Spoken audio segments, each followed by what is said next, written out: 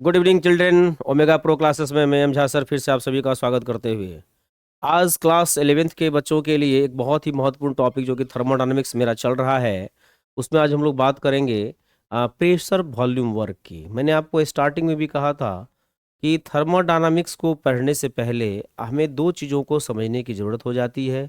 वो पहला जो है वो बहुत ही महत्वपूर्ण चीज़ हीट है और दूसरा है वर्क।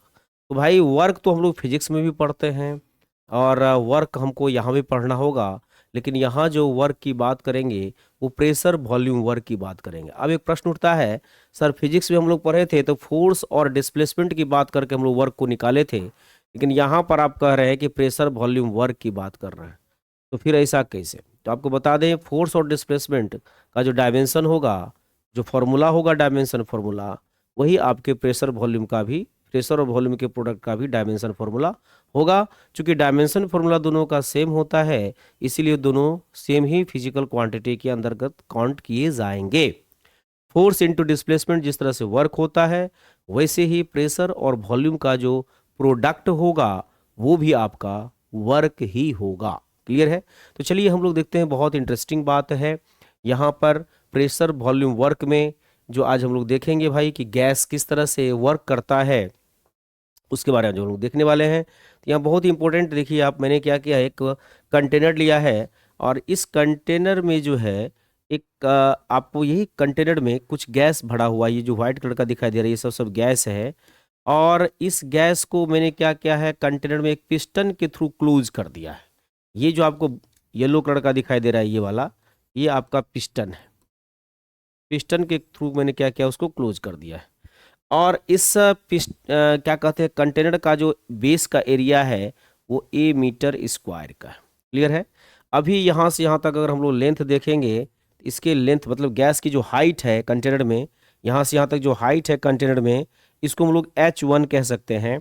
और बाहर से देखिएगा, चूंकि कोई भी चीज़ हम लोग सभी पर, अभी भी हम यहाँ खड़े हैं तो बाहर से हम पर एटमॉस्फेरिक प्रेशर तो काम कर ही रहा है, मेरे बॉडी के ऊपर में कर रहा है कि नहीं कर रहा है? क्योंकि हम लोग एटमॉस्फेयर में खड़े हैं और एटमॉस्फेयर जो है वो गैसियस सिस्टम है। तो गैसियस सिस्टम्स के जो गैसियस मॉलिक्यूल्स हैं वो हमारे बॉडी पर भी प्रेशर एग्जर्ट कर रहा है। उसी तरह से इस पिस्टन पर भी एटमॉस्फेरिक प्रेशर, जिसको हम लोग पी एक्सटर्नल कहते हैं, वो काम कर रहा है। बातें समझ में आ रही है? कोई दिक्कत नहीं है। अब क्या हुआ कि इसमें जो गैस है वो सडनली एक्सपैंड कर रहा है। Suddenly expand in the sense हो सकता है कि बाहर से हीट एब्जॉर्ब करके कर दिया हो, या आपको क्या कहते हैं उसके मॉलिक्यूल्स में इस तरह की बातें हुई हो कि वो एक्सपैंड कर गया हो।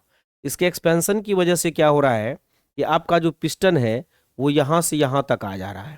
दैट मीन्स की हाइट जो अभी हो गई ना, ये H2 हो गई। समझिएगा इन चीज़ों को, ठीक है ना? इनकी जो हाइट होगी इसको हम बता दे रहे हैं आपको। तो इनकी हाइट हो रही है अभी की फिलहाल, वो आपको H2 हो गई यहाँ से यहाँ तक, ये H2 हो गए। बेस एरिया तो वही है, पिस्टन भी वही है। Very good. तो इस तरह से अगर देखेंगे तो पिस्टन का इनिशियल पोजीशन ये था और पिस्टन का फाइनल पोजीशन हुआ।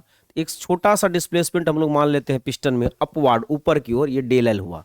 दैट मीन्स इसमें जो डिस्प्लेसमेंट का डायरेक्शन है ना, ये ऊपर की ओर है। बातें समझिएगा इस चीज़ों को। क्लियर है ना?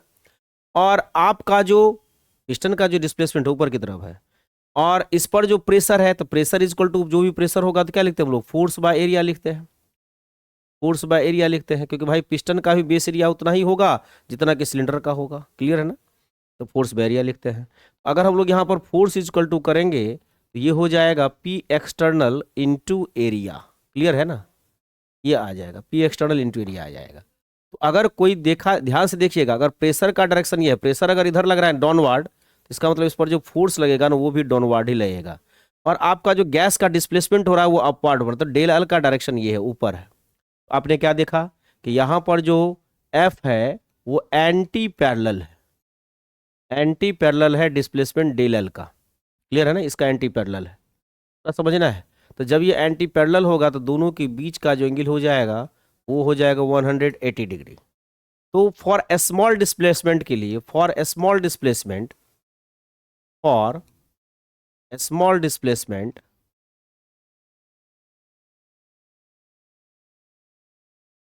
For a small displacement, A small amount of work done, a small amount of work done, small amount of work done जो हम लोग लिख रहे हैं ये डेल डब्लू हो गया। ठीक है, तो हम लोग यहाँ करते हैं del W is equal to, अगर लिखेंगे ये इज इक्वल टू कितना होगा, F into del L into cos 180 degree लिखना पड़ेगा, कॉस 180 डिग्री। क्लियर है ना। और कॉस 180 डिग्री जो होता है, ध्यान से समझेंगे इस बात को, ये आपको होता है -1। मतलब कि del W is equal to अगर करेंगे एफ इंटू डेल एल -1 हो जाएंगे, तो del W is equal to जो निकलेगा -f इंटू डेल एल हो जाएगा। क्लियर है।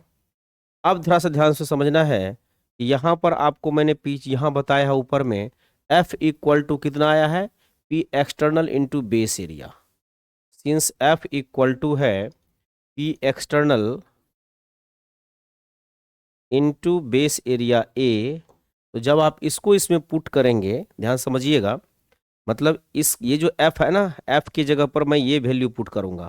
ठीक है, किसमें, इस इक्वेशन में। तो देखिए कितना आ जाएगा, इस समय में आपका आ जाएगा del W equal to F की जगह पर लिखेंगे P external into A into ये आपको आ जाएगा डेल एल। क्लियर है ना, बातें समझ में आ रही है।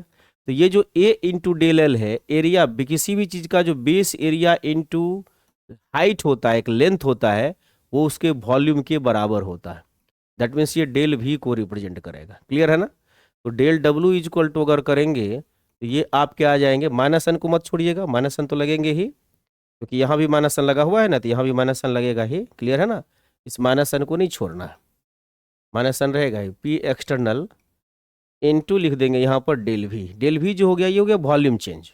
इसको भी पीछे हम समझाएंगे कि वॉल्यूम चेंज कैसे हुआ। ठीक है, तो अब इसको क्या करना है, सिर्फ आपको इंटीग्रेट कर देना है। Del W is equal to अगर करेंगे तो 0 टू डब्ल्यू तक जाएंगे, दैट इज इक्वल टू अगर करेंगे हम लोग यहाँ पर, दैट इज इक्वल टू, तो कितना हो जाएगा, माइनस पी एक्सटर्नल, और ये किसका इंटीग्रेशन करना होगा, डेल वी का। कहाँ से कहाँ तक भाई, V1 से लेकर के V2 तक, मतलब final volume to initial volume से फाइनल वॉल्यूम तक।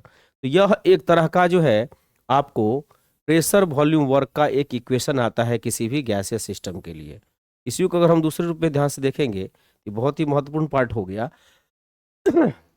कि small amount of work done जो होगा ये डेल वी के। अब बात आती है, कोई पूछ देगा भाई डेल वी क्या होगा, तो डेल वी जो है एक तरह का स्मॉल है ना, स्मॉल चेंज इन वॉल्यूम है। डेल वी हो गया small change in volume, small change in volume due to small displacement.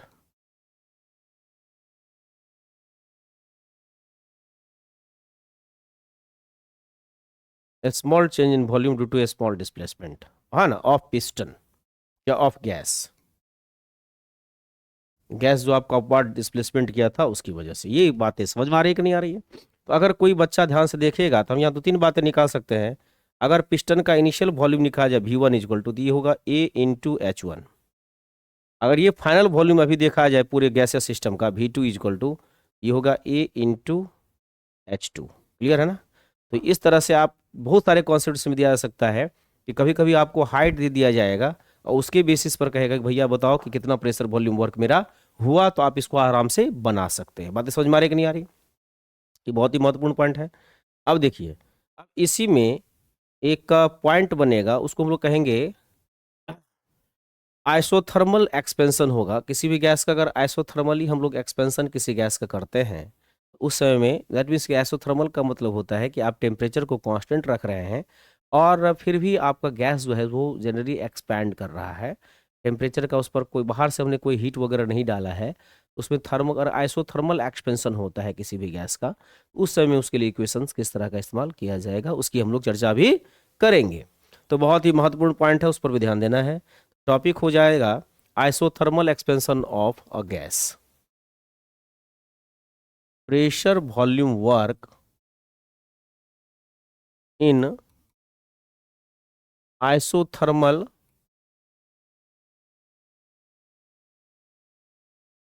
Reversible reversible expansion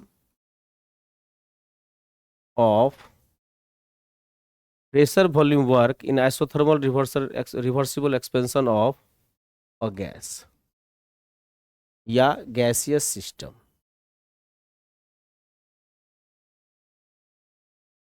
इसकी हम लोग चर्चा भी करेंगे। बातें समझ में आ रही है कि नहीं? मतलब आइसोथर्मल है लेकिन प्रोसेस क्या है आपको? रिवर्सिबल है। आइसोथर्मल तो है ही, साथ साथ जो प्रोसेस हमारा है वो आप हमारा क्या है? रिवर्सिबल है। तो हम लोग देखेंगे भाई कि आइसोथर्मल रिवर्सिबल प्रोसेस में जो एक्सपेंशन होता है गैस का, उसके लिए जो वर्क डन निकाला जाएगा वो क्या आएगा, वो कितना आएगा। क्लियर है? तो ध्यान से समझिएगा इसको। जैसे मान लीजिए कि कोई भी गैस है, अगर वो आइसोथर्मली एक्सपेंड कर रहा है, आइसोथर्मल शब्द जो यहाँ पर हमने लिखा है, मतलब इसका जो हीट होगा ना वो हीट कांस्टेंट होगा। इस सिस्टम का जो हीट होगा वो कांस्टेंट हो जाएगा। अगर हीट कांस्टेंट है इसका मतलब हीट चेंज जीरो होगा, तो हीट में किसी तरह कोई चेंज नहीं होगा। इसका मतलब टेम्परेचर जो है ये भी कांस्टेंट रहेगा, टेम्परेचर भी इसका कांस्टेंट ही रहेगा। क्लियर है ना? यही बात एक समझ लीजिए, टेम्परेचर भी इसका क्या रहेगा? कांस्टेंट ही रहेगा। क्लियर है? हीट चेंज है तो टेम्परेचर भी क्या है? आइसोथर्मल रिवर्सिबल प्रोसेस है, टेम्परेचर इसका कांस्टेंट रहेगा। तो इस केसेस में अगर हम लोग लेकर के चले, तो अभी जस्ट मैंने बताया था कि डेल डब्ल्यू इक्वल टू कितना था आपका? डेल डब्ल्यू का इंटीग्रेशन किए थे W1, मतलब 0 to W1 तक किए थे, 0 to W तक किए थे इसका। इसके लिए जो मेरा इक्वेशन था -P एक्सटर्नल था, और इधर क्या हुआ था? डेल V था। डेल V को क्या किए थे? V1 से V2 तक। अब बताइए यहाँ पर आइसोथर्मल एक्सपेंशन में हम लोग एक काम करेंगे, ये basic equation, fundamental basic equation ये हुआ। इसमें हम लोग एक इक्वेशन का इस्तेमाल करेंगे, फ्रॉम आइडियल गैस इक्वेशन से चलेंगे, from ideal gas equation. Clear करना है इसको, आइडियल गैस इक्वेशन, इससे चलिए।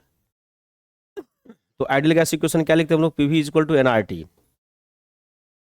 PV इक्वल टू लिखते हैं NRT। क्लियर है ना? ये लिखते हैं। बातें समझ में आ रही है? अब यहाँ NRT में जो आपको ये जो P है, इसको आप P एक्सटर्नल अगर समझ जाएं, तो P एक्सटर्नल इक्वल टू जो आएगा ये आपका क्या आ जाएगा? NRT/V। समझिएगा, NRT क्या आ जाएगा आपका? V आ जाएगा। तो for 1 mole of A gas, अगर गैस का अमाउंट हम फिक्स कर देते हैं, for 1 mole of A gas, है ना, यही इक्वेशन जो for 1 mole of A gas के लिए जो आएगा, अगर n मोल है तो n मोल को भी लेकर के चल सकते हैं। पहले मैं 1 मोल के लिए निकाल देता हूँ। For 1 mole of A gas n का वैल्यू कितना हो जाएगा आपको? 1 हो जाएगा। तो आपका जो P एक्सटर्नल आएगा ये इक्वल टू कितना आ जाएगा? RT/V आ जाएगा। बातें समझ में आ रही है? अगर मान लीजिए 1 मोल के लिए नहीं, n मोल के लिए, तो NRT/V आ जाएगा, या n मोल के लिए ये इक्वेशन इस्तेमाल करेंगे, और n इक्वल टू 1 मोल के लिए ये इस्तेमाल करेंगे। अब इसी में P एक्सटर्नल का जो ये वैल्यू है, अगर आप 1 मोल पर कंसीडर का कैलकुलेशन करेंगे प्रेशर वॉल्यूम वर्क का, आइसोथर्मल रिवर्सिबल प्रोसेस में अगर आप 1 मोल का करेंगे कैलकुलेशन, 1 मोल गैसेस सिस्टम का, 1 मोल गैस के लिए, तो P एक्सटर्नल की जगह पर क्या लिखना है? RT/V। अगर n मोल के लिए करेंगे तो P external equal to NRT/V। बातें समझ में आ रही है ना? कंफ्यूज नहीं रहना है। बच्चे कंफ्यूज कर जाते हैं, किसी किसी बुक में इस तरह की बातें हो जाती है कि एक्चुअली वो n का जिक्र ही नहीं करता। तो आपको समझना है, वहाँ अगर n का जिक्र नहीं किया गया है, इसका मतलब है कि पूरे कंटेनर में जो गैसेस मॉलिक्यूल्स लिया गया है ना, वो 1 मोल का है। कितना मोल का है? 1 मोल का है। समझना है? तो अगर हम लोग फॉर n मोल के लिए चलते हैं तो नाउ कर देंगे, n मोल के लिए नाउ पुट n मोल के लिए, किसके लिए? फॉर n मोल। कितना मोल के लिए? n मोल गैस के लिए, n मोल गैस के लिए। तो नाउ पुट कर देंगे P external equal to NRT/V in equation 1। ये जो इक्वेशन 1 यहाँ पर मैंने लिखा है, ये इसमें पुट कर देना है। मतलब ये P एक्सटर्नल को हटा करके इसकी जगह पर क्या लिखना है? RT/V लिख देना है। क्या लिख देना है? NRT/V लिख देना है। बातें समझ में आ रही है कि नहीं आ रही है? तो समझिएगा ध्यान से। NRT/V अगर लिखते हैं तो डेल डब्ल्यू इक्वल टू जो यहाँ पर हम लोग करने वाले हैं 0 to W में, तो यहाँ पर आ जाएगा -NRT/V integration star del V V1 to V2। तो इसको क्या करेंगे? डेल W को यहाँ पर ले करके 0 to W तक जाइएगा। अब NRT जो है इसको बाहर कर लीजिए, और यहाँ हो जाएगा -V इंटू डेल V। इसको ले जाएंगे V1 से V2 तक। बातें समझ में आ रही है? अब ये जो है एक इंटीग्रेशन के फॉर्म में ये इक्वेशंस आ गए। तो बच्चों आप मैथमेटिक्स में पढ़े होंगे कि अगर इंटीग्रेशन होता है 1/x इंटू डेल एक्स का, तो इसको हम लिखते थे log e एक्सपोनेंट x। इसी को सिंप्लीफाई करते हैं तो ये हो जाता है 2.303 log x। समझिएगा इस चीज़ को, क्लियर है। तो अगर हम लोग यहाँ पर x के जगह पर यहाँ v लिखा हुआ है और डेल एक्स के जगह पर यहाँ पर डेल v लिखा हुआ है, क्लियर है ना। तो अगर हम देखेंगे तो इसको हम डायरेक्ट लिख सकते हैं -2.303 log x लिख सकते हैं। तो डेल डब्लू के लिए तो डब्लू हो जाएगा, इसका लोअर लिमिट में 0 लेंगे, अपर लिमिट में डब्लू आ जाएगा। और यहाँ जब आएंगे आप इस साइड में तो यहाँ पर क्या हो जाएगा, -nRT है, तो -nRT हो गया। इसको जब इंटीग्रेट करेंगे तो अभी जस्ट बताया फाइनली इसका कैलकुलेशन कितना हो जाएगा 2.303। एक्स के जगह पर भी लिखा हुआ है, लॉग लिखेंगे भी, लोअर लिमिट हो गया v1, अपर लिमिट हो गया आपका v2, क्लियर है ना। इसके हेल्प से भी हम लोग देख सकते हैं। तो ये w एक बार अपर लिमिट को रखेंगे तो यहाँ हो जाएगा w, माइनस हो जाएगा ये 0, यहाँ करेंगे तो कितना होगा -nRT हो जाएगा। एक 2.303 है ही, तो 2.303 को हम आगे निकाल सकते हैं नो डाउट। अगर आप नहीं निकालना चाहते तो एक बार इस तरह से लिख लीजिए। तो ये हो जाएगा 2.303 लॉग हो जाएगा यहाँ पर v2, माइनस हो जाएगा 2.303 और लॉग हो जाएगा आपका v1। अगर आप ध्यान एक बार अपर लिमिट रखें एक बार लोअर लिमिट, तो दोनों में देखेंगे -2.303 सॉरी 2.303 दोनों में कॉमन है। इसको बाहर ले लेंगे हम लोग, ले लेंगे इसको बाहर ले लेंगे, देख रहे हैं ना इसको। मतलब ये जो है 2.303 दोनों में है तो कॉमन ले लेंगे, तो कॉमन लेंगे तो इस तरह की बात हो जाएगी। यहाँ होगा w - 0 = w आ गया। यहाँ कितना था -2.303, -2.30 को आगे ले लिए है nRT। अब यहाँ कन्फ्यूजन रहा सर माइनस क्यों लगाया, क्योंकि ऑलरेडी पहले -nRT लिखा हुआ था, ठीक है। तो यहाँ पर जो आपका आ गया क्या आ गया, log v2 माइनस कितना आ गया log v1 आ गया ना। तो ये भी log a - b के फॉर्म में है। तो आपके लिए एक इक्वेशन भी तैयार हो गया, w = कितना हो गया -2.303 nRT log v, मतलब a - b का फॉर्म है, तो log v2 बाय कितना आ जाएगा आपका v1 आ जाएगा। बातें समझ में आ गई कि नहीं आ गई। अब देखिए इस पूरे सिस्टम के लिए आपने क्या देखा, यही इक्वेशन हो गया आइसोथर्मल रिवर्सिबल एक्सपेंशन के लिए। इस एक्सपेंशन के हेल्प से आप लोग क्या करेंगे कि भाई आप वर्क डन निकाल लेंगे। जब एक्सपेंशन होगा तो ऑलरेडी है कि उस समय में आपका फॉर एक्सपेंशन का केस जब आता है, तो एक्सपेंशन के केसेस में एक्सपेंशन जब होगा तो ऑलरेडी v2 जो होगा ये ग्रेटर होगा v1 से। ये बात हमेशा ध्यान रखना है। मतलब v2 जो होगा वो क्या हो जाएगा, ये ग्रेटर हो जाएगा, v2 ग्रेटर देन क्या हो जाएगा v1 एक्सपेंशन के लिए। और फॉर कॉन्ट्रैक्शन अगर हो जाए, आइसोथर्मल रिवर्सिबल कॉन्ट्रैक्शन अगर हो, तो फॉर कॉन्ट्रैक्शन के लिए क्या करना है, कॉन्ट्रैक्शन अगर होगा ये ख्याल रखना है कि प्रोसेस आइसोथर्मल हो, रिवर्सिबल, तब इस तरह का डेरिवेशन हम लोग इस्तेमाल करेंगे। कॉन्ट्रैक्शन में क्या होगा, जो v2 है ना ये लेस हो जाएगा v1 से, मतलब छोटा हो जाएगा, ठीक है। तो अब इसके केसेस आप देख सकते हैं कि जब v2 आपको बड़ा हो जाएगा तो वाकई है जो डिफरेंस आएगा एक्सपेंशन में वो देखिएगा कि log v2 - v1 है। अगर ये बड़ा वैल्यू है तो डिफरेंस में पॉजिटिव वैल्यू आएगा, तो पॉजिटिव माइनस नेगेटिव मतलब क्या हो जाएगा, नेगेटिव ही हो जाएगा। और जब कॉन्ट्रैक्शन होगा तो v2 लेस है v1 से, तो डिफरेंस नेगेटिव आएगा, मतलब वर्क डन पॉजिटिव। मतलब इस केसेस में जो होगा ये w जो हो जाएंगे इस केसेस में नेगेटिव आएंगे, और इस केसेस में जो w आएंगे आपको वो पॉजिटिव आएंगे। मेरे कहने का सेंस ये था। बातें समझ में आ रही है ना। बहुत इंटरेस्टिंग क्वेश्चन है, इसको ध्यान से समझेंगे इस चीज़ को, और ये आपको फिजिक्स की भाषा में भी इसको आप समझ सकते हैं। अब देखिए क्योंकि इस पूरे प्रोसेस के लिए ये जितना भी ये इक्वेशन मैंने डिराइव किया, ये इक्वेशन ये कहाँ पर हो रहा है, ये जो इक्वेशन अभी मैंने डिराइव किया ये है एट कांस्टेंट टेम्परेचर पर। कांस्टेंट टेम्परेचर अगर है तो आप याद कीजिए बॉयल्स लॉ को, कांस्टेंट टेम्परेचर पर किसी भी गैस के इनिशियल प्रेशर वॉल्यूम का जो प्रोडक्ट था उसी गैस के फाइनल प्रेशर वॉल्यूम के प्रोडक्ट के बराबर होता था। एट कांस्टेंट प्रेशर पर आपने पढ़ा होगा बॉयल्स लॉ में P1 V1 = लिखते थे P2 V2, याद कीजिए। तो यहाँ पर P1/P2 जो होगा दैट इज इक्वल टू हो जाएगा V2/V1। ये बहुत इंपॉर्टेंट पॉइंट आपको मैंने बताया। ये कहाँ से सीखे थे आप, ये सीखे थे आप बॉयल्स लॉ से। किससे सीखे थे, बॉयल्स के लॉ से, याद है ना, याद है। ये बॉयल्स के लॉ से सीखे थे, बॉयल्स का लॉ बताए थे गैसेस से, उससे सीखे थे। क्लियर है? तो दैट मीन्स हम ये कहना चाहते हैं, अगर मान लीजिए आपको प्रेशर में ही चेंजेस दिखाई दो, वॉल्यूम का चेंज आपको क्वेश्चन में ना दिया जाए, प्रेशर का चेंज दे दिया जाए, तो आप ऐसा कर सकते हैं, डब्ल्यू ये जो इक्वेशन है ना, इसको प्रेशर के टर्म में, ये जो इक्वेशन है इसको प्रेशर के टर्म में लिखेंगे तो -2.303 nRT, ठीक है। और यहाँ पर लॉग जो हो जाएगा तो V2 की जगह पर क्या लिख, V2 बाई V1 की जगह क्या लिखेंगे, यहाँ से देखिए V2 बाई V1 के जगह पर ये आ रहा है ना P1 बाई P2, तो यहाँ लिख देंगे P1 बाई P2। क्लियर है? इसको सॉल्व कर लेंगे। बातें समझ में आ रही है कि नहीं आ रही है? ये बहुत इंटरेस्टिंग क्वेश्चंस है। अगर मान लीजिए मोल की बात करेंगे, अगर 1 मोल पर होगा तो एन का वैल्यू तो 1 लेकर के चलेंगे। वाकई जो स्टार्टिंग में फेज जो बता रहे थे वही बातें हो रही है। तो ये जो था एक बहुत ही महत्वपूर्ण था, किसके लिए? फॉर आइसोथर्मल रिवर्सिबल एक्सपेंशन के लिए, और कॉन्ट्रैक्शन के लिए भी यही थ्योरी का इस्तेमाल करेंगे। लेकिन बस एक चीज़ का ध्यान रखना है, उस केसेस में अपने आप जब आप कैलकुलेशन पर जाएंगे तो आप देखेंगे जो फाइनल जो आपका आंसर आएगा वो पॉजिटिव में आएगा। कब? जब कॉन्ट्रैक्शन होगा तब, और जब एक्सपेंशन होगा तो आपका फाइनल आंसर जो आएगा वो नेगेटिव में आएगा वर्क डन का। क्लियर है? ये इसीलिए बता रहे हैं क्योंकि जब आप फर्स्ट लॉ ऑफ थर्मोडायनामिक्स पढ़ेंगे, जिसमें आप इंटरनल एनर्जी चेंज के कॉन्सेप्ट हम आपको देंगे, तो वहां पर हीट और वर्क का ही यूज होता है।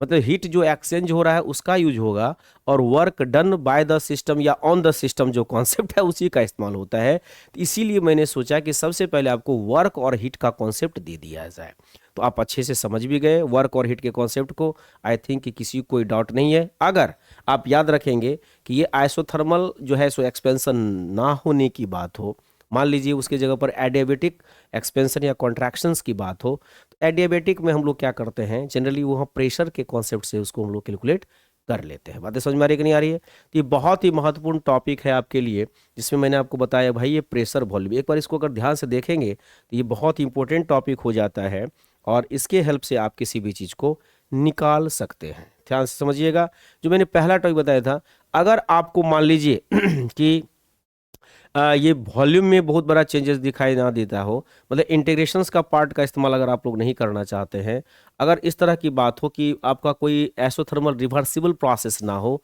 तो फिर वहाँ इंटीग्रेट रिवर्सिबल प्रोसेस होता है, स्लोली होता है, धीरे धीरे होता है, इसीलिए उसको हम लोग इंटीग्रेट करके निकालने की कोशिश करते हैं। लेकिन जो एडियाबेटिकली होगा, अचानक होगा, इस तरह से होगा, तो वो सडन एक लार्ज अमाउंट होगा, तो अगर लार्ज अमाउंट का चेंजेज आता है ना, तो उस केसेस में आप क्या करेंगे, जो वर्क डन होगा तो W इजक्वल टू इस्तेमाल करेंगे, तो ये हो जाएगा -P एक्सटर्नल इनटू कर देंगे बड़ा सा वॉल्यूम चेंज डेल्टा V। इसका इस्तेमाल आप कर सकते हैं किसके लिए? जब आपको रिवर्सिबल प्रोसेस का कॉन्सेप्ट ना दिया जाए। अगर रिवर्सिबल प्रोसेस का कॉन्सेप्ट नहीं है, मतलब सिर्फ अगर हमको देता isothermal expansion, there is no use of the word reversible, then in उस केसेस में अगर रिवर्सिबल शब्द का इस्तेमाल नहीं होगा ना, तब हम लोग इसका इस्तेमाल करेंगे W equal to -P external into delta V। मतलब जो वॉल्यूम चेंज हो जा रहा है उसके हेल्प से निकालेंगे। मतलब समझिए इस बात को जो हम आपको बताना चाह रहे हैं, है ना। अगर मान लीजिए कि आपको रिवर्सिबल शब्द का इस्तेमाल नहीं करें, जैसे सपोज कीजिए कि ये कर दे आइसोथर्मल एक्सपेंशन कर दे, सपोज कीजिए फॉर आइसोथर्मल एक्सपेंशन, ध्यान से देखिएंगे, फॉर आइसोथर्मल एक्सपेंशन, रिवर्सिबल नहीं है, फॉर आइसोथर्मल एक्सपेंशन है, इसको भी पढ़ना है। जनरली टॉपिक में दिया जाता है आइसोथर्मल रिवर्सिबल एक्सपेंशन, अरे नहीं है, सिर्फ लिख दिया फॉर आइसोथर्मल एक्सपेंशन, ये शब्द का इस्तेमाल अगर कर देगा तो हम क्या करेंगे उस समय, फिर क्या उसको इंटीग्रेट करके निकालेंगे? नहीं भाई, उसको इंटीग्रेट नहीं करना है। अगर आइसोथर्मल एक्सपेंशन सिर्फ लिखा है तो हो सकता है कि लार्ज एक्सपेंशन हो, है ना। अगर मान लिया हमारी आपको ये कॉन्सेप्ट देखिए, इंटीग्रेशन शब्द का इस्तेमाल इंस्टेंट पर करते हैं, एक लार्ज चेंज के लिए, है ना। इंटीग्रेशन शब्द का इस्तेमाल हम लोग नहीं करते हैं। उस केसेस में क्या होता है कि आप जो वर्क डन निकालेंगे W इजक्वल टू, डायरेक्ट ये फॉर्मूला लगाएंगे P external into delta V का कॉन्सेप्ट लगा देंगे। बातें समझ में आ रही है कि नहीं आ रही है? इसका इस्तेमाल कर लेंगे। क्लियर है? समझ में आ रहा है कि नहीं आ रहा है? ये बहुत इंटरेस्टिंग क्वेश्चन है। जैसे सपोज कीजिए कि हम क्या कर रहे हैं, एक गैस को, एक बहुत इंटरेस्टिंग क्वेश्चन है, इस पर थोड़ा समझना है, एक बहुत इंटरेस्टिंग क्वेश्चन आपसे पूछा भी जा रहा है। ये मान लीजिए गैस का सिलेंडर है, ये आपके घर में एक गैस का सिलेंडर, या आप देखे होंगे कि आपके घर में जो वेंडर वगैरह आता है ना, वो कभी कभी मार्केट में क्या करता है, गैस को बेचता भी है। क्लियर है ना? वो गैस को बेच देता है, वो देखिएगा गैस को बेचता है। यहाँ आपको नोजल लगा हुआ रहता है, इस पॉइंट पर नोजल लगा हुआ रहता है, ठीक है। अब क्या कर रहा है वो, इस नोजल को किसी दूसरे गैसीय सिलेंडर के नोजल से वो कनेक्ट कर रहा है। थोड़ा सोचना है इस बात को, दूसरे गैसीय सिलेंडर के नोजल से कनेक्ट कर रहा है और आपके गैस को वो चोरी करके बेचेगा। ये ध्यान देने वाली बात है, आपकी गैस को क्या करेगा, वो चोरी करके बेचेगा। ये बड़ा सिलेंडर में लाएगा। ये पूरा का पूरा जो ये सिलेंडर है ना, ये वाला सिलेंडर जो दिखाई दे रहा है, ये खाली है, इम्प्टी है, ये इम्प्टी है, और ये पूरा का पूरा फुल है, ये फुल है। थोड़ा ध्यान से समझिएगा इस बात को, ये पूरा का पूरा फुल है। अब इसके गैस जो है एक्सपेंड करके इधर की ओर जा रहे हैं, ये भी एक तरह की वॉल्यूम गैसियस एक्सपेंशन ये भी हो गया। लेकिन जब ये पूरा का पूरा सिलेंडर खाली है, मतलब ये पूरा का पूरा एम्प्टी है, मतलब यहाँ पर जो पी एक्सटर्नल है ना, ये आपको जीरो है। अगर हम किसी भी वैक्यूम क्रिएटेड, इसीलिए देखना जब पूरा सिलेंडर खाली रहता है ना तो वो आसानी से भरता है। क्यों? क्योंकि वहां पर हमको कोई काम करने की जरूरत है, कोई एनर्जी लगाने की जरूरत नहीं होती है, क्योंकि वहां ऑलरेडी वो पूरा का पूरा, जब कहीं भी गैस सिलेंडर को भरा जाएगा किसी भी गैस स्टेशन में, है ना, एचपी हो या इंडियन हो, तो अपने जो गैसेस स्टेशन, उसका जो गैस स्टेशन होता है, वहाँ जो गैस सिलेंडर को भरता है, तो एक्चुअली पूरे के पूरे सिलेंडर को पहले वो इवैक्यूएट कर लेता है, उसके पूरे प्रेशर को सक करके बाहर कर देता है। उसको आसानी से भरने में बहुत मदद मिलती है, आसानी से भराता है, एक बार में 100 100 150 200 हजार हजार 12 लाख लाख सिलेंडर भर देता है वो, है ना। पहले उसके पूरे के एयर को निकाल देगा, उसके बाद क्या करता है, हाई प्रेशर गैस को छोड़ता है। तो यहाँ से छूटा ना, तो ये जो पी एक्सटर्नल, मतलब गैस तो इधर से आ रहा है, गैसेस मॉलिक्यूल तो इधर जा रहा है, यहाँ जो पी एक्सटर्नल है ये तो जीरो है। तो इस केसेस में पूछता भी क्वेश्चन, क्योंकि मान लीजिए इसका वॉल्यूम है 500 ml का है ना, और ये जा रहा है मान लीजिए 1000 ml वाला में, इसमें जा रहा है, गैस तो एक्सपेंड करेगा तो 1 तो एक्सपेंशन तो हुआ, वॉल्यूम चेंज तो यहाँ पर हो रहा है, डेल्टा भी निकालेगा तो 1000 में से क्या करेगा, 500 को घटाएगा, तो 500 ml का डिफरेंस तो आएगा। लेकिन इस केसेस में जो पी एक्सटर्नल है, क्योंकि ये सिलेंडर पूरा खाली था ना, तो पी एक्सटर्नल जीरो है, तो वर्क डन जब हम लिखते हैं तो क्या लिखते हैं, minus P external into delta भी। तो भैया जब आपका वॉल्यूम चेंज, ये क्या कहते हैं, पी एक्सटर्नल ही जीरो है, तो वॉल्यूम चेंज हो भी तो वर्क डन कितना होगा, जीरो का हो जाएगा। मतलब कि उस केसेस में सिलेंडर भरने में बाहर से हमको ज़्यादा एनर्जी देने की जरूरत नहीं के बराबर होती है। ये बहुत इंपॉर्टेंट क्वेश्चन है, ठीक है, ये सब भी ध्यान रखेंगे, इसी सब का इस्तेमाल आपको क्वेश्चंस पूछने में किया जाता है, ठीक है। तो ये प्रेशर वॉल्यूम वर्क की बात थी, ये बहुत इंटरेस्टिंग टॉपिक था आपके लिए। आगे जो महत्वपूर्ण टॉपिक है उस पर भी हम लोग चर्चा करेंगे अभी, जो कि बहुत ही इंपॉर्टेंट टॉपिक आपके लिए होने वाला है, उस पर भी ध्यान देने की जरूरत है हम लोगों को, क्लियर है ना। तो ये हो गया, और एक ये जो हम अभी बात किए, ये सिर्फ आइसोथर्मल एक्सपेंशन की, रिवर्सिबल एक्सपेंशन की बात कर रहे थे। अब जो है आइसोथर्मल रिवर्सिबल जो होता है एक्सपेंशन हो गया, तो वो उस समय में मैंने बता दिया। अब क्या है, work done in isothermal and irreversible expansion, that means अगर देखा जाए तो work done in isothermal and irreversible expansion होगा, आइसोथर्मल हो लेकिन क्या हो, इरिवर्सिबल हो, क्या बेटा वो इरिवर्सिबल हो, इरिवर्सिबल होगा तो मतलब फिर दोबारा वो आ नहीं पा रहा है, तो उसके लिए क्या करेंगे वही बता रहे हैं, थोड़ा ध्यान समझिएगा। अब जो एक नया टॉपिक बना रहे हो क्या है, प्रेशर वॉल्यूम वर्क, टॉपिक का नाम हो जाएगा pressure volume work, volume work, pressure volume work, pressure volume work for isothermal, isothermal irreversible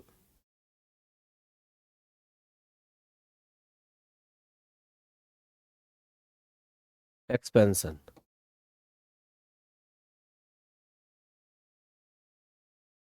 pressure volume work for isothermal irreversible expansion, ठीक है ना, इसके लिए है। तो इस केसेस में हम लोग क्या करेंगे बेटा, ध्यान समझिएगा।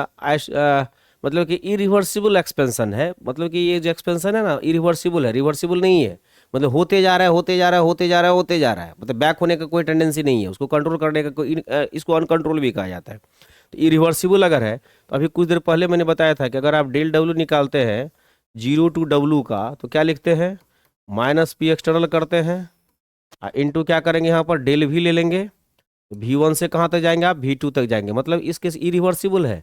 अगर रिवर्सिबल रहता है, आइसोथर्मल रहता है, तो उस समय हमको टेम्परेचर कांस्टेंट है, यहाँ पर भी टेम्परेचर मेरा कांस्टेंट है, लेकिन रिवर्सिबल है, इरिवर्सिबल है, रिवर्सिबल नहीं है। तो अगर रिवर्सिबल नहीं है तो फिर उसको इंटीग्रेट आप नहीं कर पाओगे, तो उस समय में क्या करते हैं कि लॉग के फॉर्म में नहीं ले पाते हैं, एक्सटर्नल प्रेशर के नहीं ले पाते, W इक्वल टू जो करेंगे तो यहाँ पर कितना हो जाएगा, P एक्सटर्नल हो जाएगा। आप कहोगे सर ये W कैसे डाल दिया आप, क्योंकि हमने बताया यहाँ पर एक तो चीज़ होगा W तो 0 to W जाएगा, और इधर अगर करेंगे तो माइनस पी एक्सटर्नल होगा, और डेल वी का, जैसे डेल एक्स का एक्स होता है तो डेल वी का कितना हो जाएगा, वी हो जाएगा। तो वी के लिए क्या करेंगे, लोअर लिमिट V1 और V2 लेंगे, तो यहाँ पर जो हो जाएगा W equal to minus P external V2 हो जाएगा यहाँ पर, और माइनस क्या करना पड़ेगा V1, दैट मीन्स इस कॉन्सेप्ट का इस्तेमाल करेंगे, ठीक है ना, इस कॉन्सेप्ट का इस्तेमाल करेंगे। इरिवर्सिबल प्रोसेस अगर हो, जो कि लेंदी प्रोसेस होता है, एकदम लंबा खिंचा रहा है ना, रिवर्सिबल होता है ना, धीरे धीरे होगा। इरिवर्सिबल काफ़ी फास्ट होता है, उसमें एक्सचेंज मतलब कि चेंजेस भी बहुत बड़े आते हैं, ठीक है। तो उस केसेस में हम लोग इसका इस्तेमाल करेंगे। बातें समझ में आ रही कि नहीं आ रही है? तो ये क्वेश्चंस आपसे पूछे जाते हैं कि भाई रिवर्सिबल प्रोसेस और रिवर्सिबल प्रोसेस में वर्क डन निकालने का क्या तरीका है। अगर इरिवर्सिबल हो, आइसोथर्मल एक्सपेंशन हो, लेकिन इरिवर्सिबल हो तो आप इसका इस्तेमाल करेंगे। अगर रिवर्सिबल हो तो वर्क डन निकालने के लिए मैंने आपको तरीका बता दिया है। तो वहाँ W इक्वल टू होता है minus 2.303 nRT log V2 bye V1, या अगर प्रेशर के टर्म में हो तो log P1 bye P2। Clear है ना, ये दिमाग में रखेंगे। ये बहुत इंपॉर्टेंट टॉपिक है आपके लिए। जो अभी आपको मैंने बताया वो सिर्फ प्रेशर वॉल्यूम वर्क, और मैंने किसके बारे में बताया, हिट के बारे में बताया। दो चीज बताया, हिट के बारे में लास्ट क्लास में मैंने बताया था, और इसी का इस्तेमाल हम लोग करेंगे फर्स्ट लॉ ऑफ थर्मोडायनामिक्स में। किस कहाँ पर करेंगे, फर्स्ट लॉ ऑफ थर्मोडायनामिक्स में, जो कंजर्वेशन ऑफ एनर्जी को फॉलो करता है, लेकिन एक्चुअल में उसमें हम लोग करते हैं इंटरनल एनर्जी की बात करते हैं। किसकी बात करते हैं, इंटरनल एनर्जी की। तो बहुत ही महत्वपूर्ण टॉपिक, जो कि नेक्स्ट वीडियोस में हम लोग इसी तरह से देखते जाएंगे, ठीक है। तो वो बहुत ही महत्वपूर्ण होगा, और उसका नाम हो जाएगा इंटरनल एनर्जी क्या होता है, इंटरनल एनर्जी चेंज क्या होता है, उस पर हम लोग फोकस करेंगे। और फर्स्ट लॉ ऑफ थर्मोडायनामिक्स को भी देखेंगे, साथ साथ जो डिफरेंट एग्जामिनेशंस में फर्स्ट लॉ ऑफ थर्मोडायनामिक्स से क्वेश्चंस आए हुए हैं उसकी भी हम लोग चर्चा करेंगे। तो ये एक बहुत ही महत्वपूर्ण है, काफ़ी इंटरेस्टिंग है, और आप लोगों के लिए बहुत ही ज़रूरी भी है, क्योंकि 11th 12th दोनों के सिलेबस को अगर आप कंट्रोल करके रखते हैं तो आपको बहुत सारे एग्जामिनेशन में फ़ायदे भी होंगे, ठीक है।